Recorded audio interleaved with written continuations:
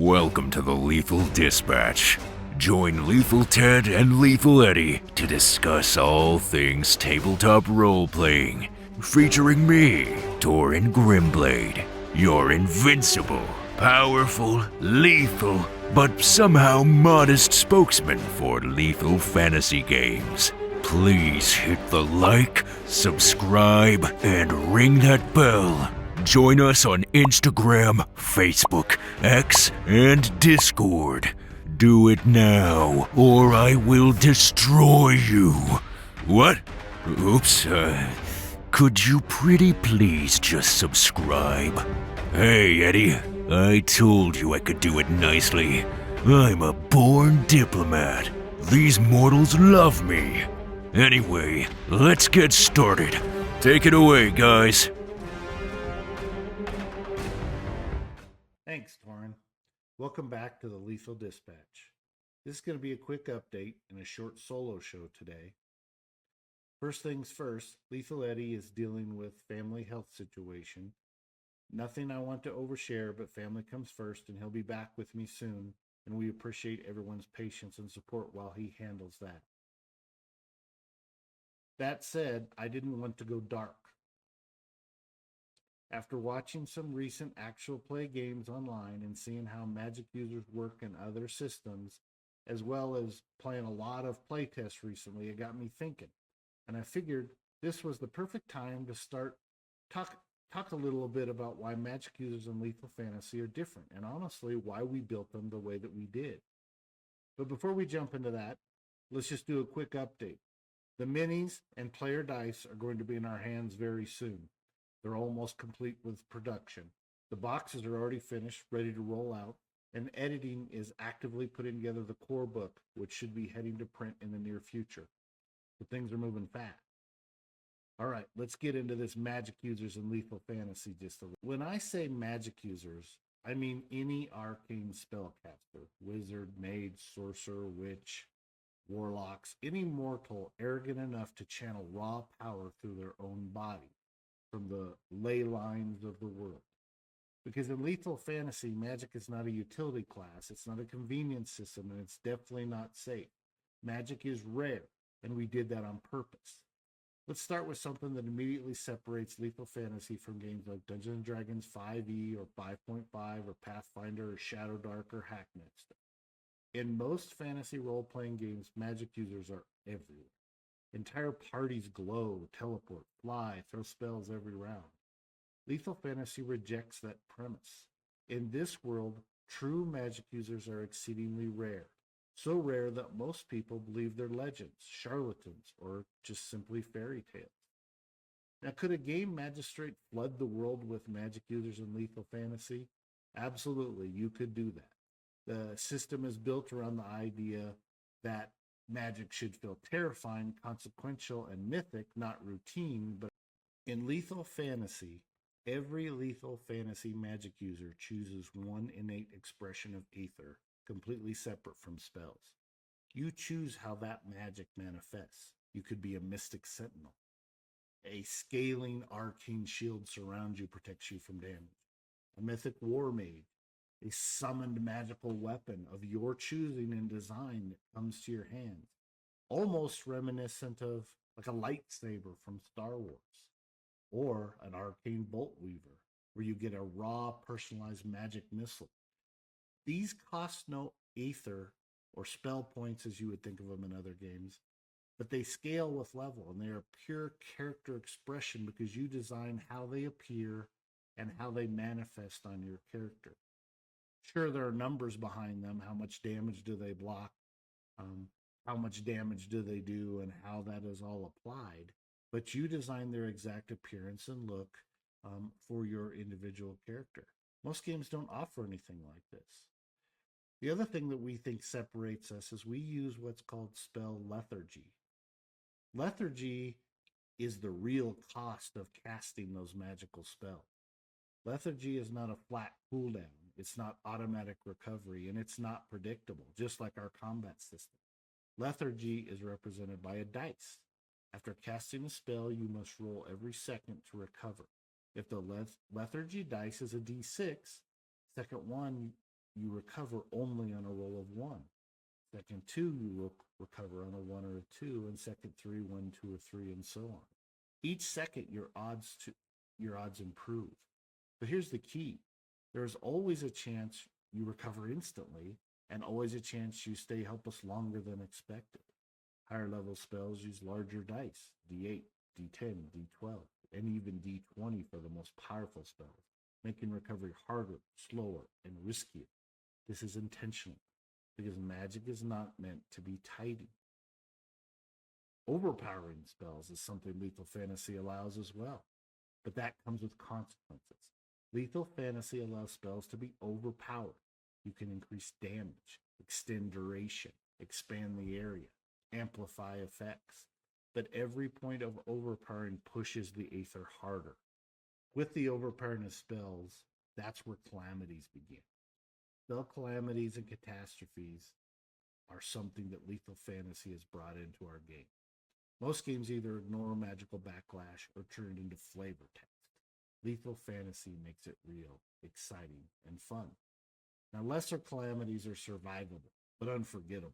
Things like your hair falling, physical distortions in your body, changes to appearance, strange magical side effects. You live with them, the world remembers them, and they remember you. Now, magical catastrophes are a step up from them. These are things that legends are written in ash. The character disintegrates. The crater is left behind. Reality ruptures violently. No death saves, no mercy rules. You gambled with creation and lost. Now, we apply a similar system to Dungeons and Dragons 5e in that we have a favor and disfavor system, and that is applied in all of our classes and all of our combat, and it is particularly important for magic users. Now, favor and disfavor is somewhat the same as advantage and disadvantage, except in lethal fantasy, it is far more powerful than it is in 5e. And why do I say that? Well, lethal fantasy uses it mechanically the same, and is that favor is you roll 2 dice, take the highest, disfavor, 2 dice, take the lowest. But most games roll against static target numbers. Lethal fantasy uses variable opposed rolls for spell attacks, spell saving throws, and magical defenses. A character with favor rolls 2 dice, takes the highest, as we discussed. A character with disfavor rolls 2 dice and takes the lowest. Now imagine this. You have disfavor, your opponent has favor. Both of you roll 2 dice. You take the worst, they take the best. There is no safety net, no guaranteed balance. Power collides with power, and the dice decide the result.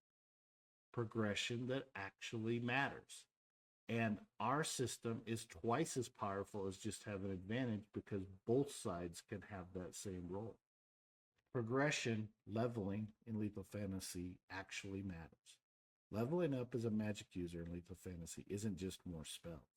You gain favor-based casting, resistance to others' arcane effects, spell attack and save scaling and improvement, unique once-per-session abilities, familiars, portals, catoptrabency, which is the use of mirrors to communicate, will-o-wisp scouting, death curses, invisibility. This is earned power, not automatic scaling. Magic users in lethal fantasy also have aging slow because the magic, the aether you channel, changes you. This sort of explains that wizard that seems like they've been ancient for years and years, or maybe even decades, centuries, but they've always been old. And that is something that we explain using how aether works to slow down the aging process of all of our mortal types. At higher levels, the magic users begin to age even slower. Not immortality, not flavor text, a mechanical acknowledgement that channeling aether changes the body and mind. Very few systems dare to model this. Magic users identifying magic items, other magic spells. In most games, magic items are instantly identified, reduced to loot tags. Lethal Fantasy makes identifying magic skill based, risky, knowledge driven. Magic is not obvious, it must be understood. And we've taken our skill system to make the determination of what a magical weapon may or may not do sort of a mini game in and of itself. As you go through the system, you go through the progression of determining what type of magic it is, whether it is something that is beneficial or detrimental to your character or your party or whoever would use it, right up to the point where you can determine that something is like a mythic artifact. And the harder each individual item is to identify is based upon its origins, and how powerful it is.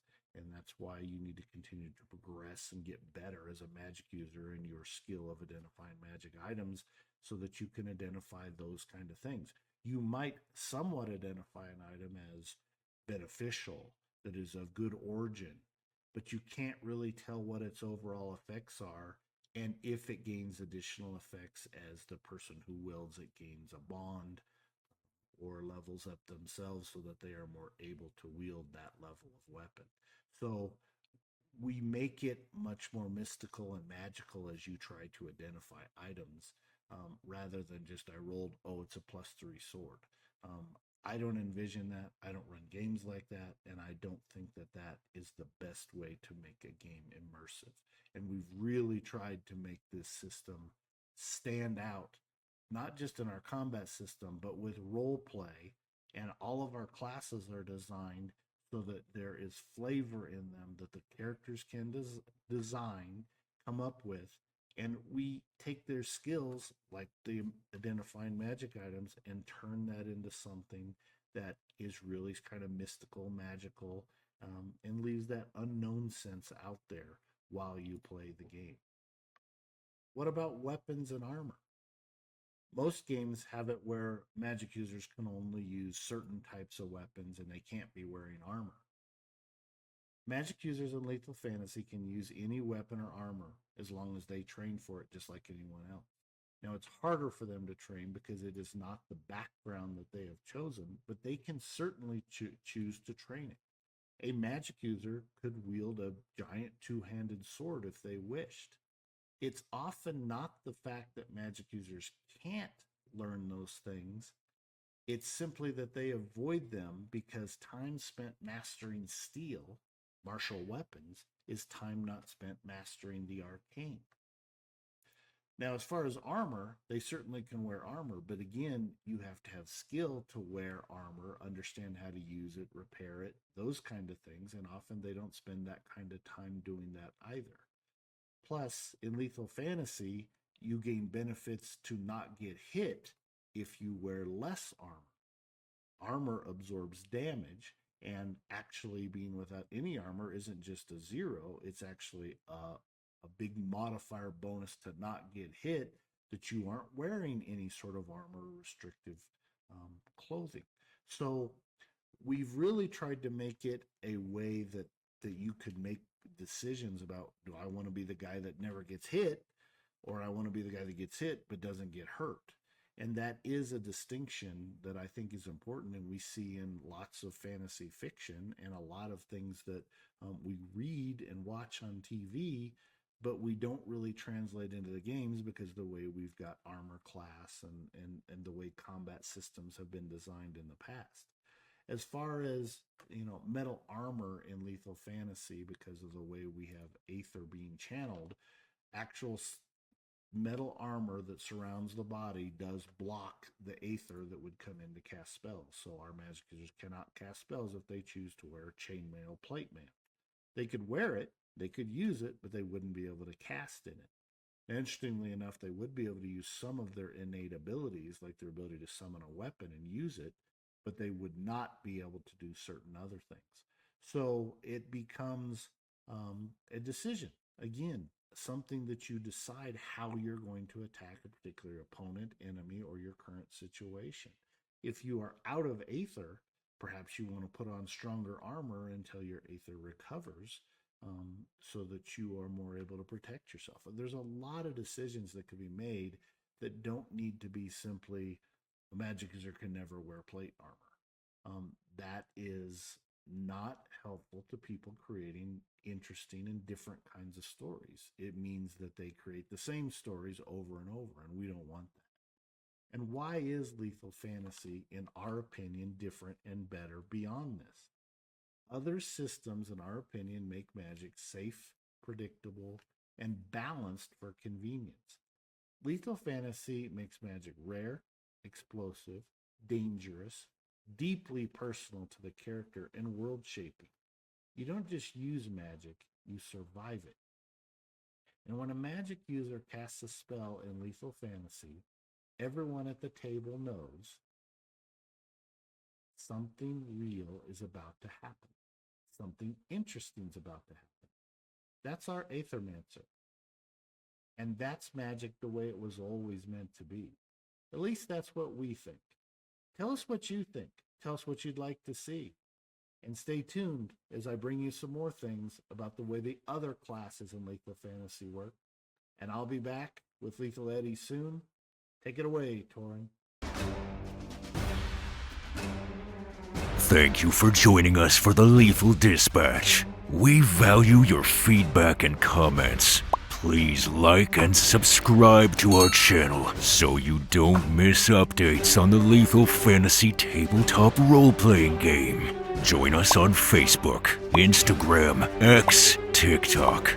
Join our Discord channel to chat directly with Lethal Ted and Lethal Eddie and find out what comes next. Lethal Fantasy, the evolution of the tabletop experience.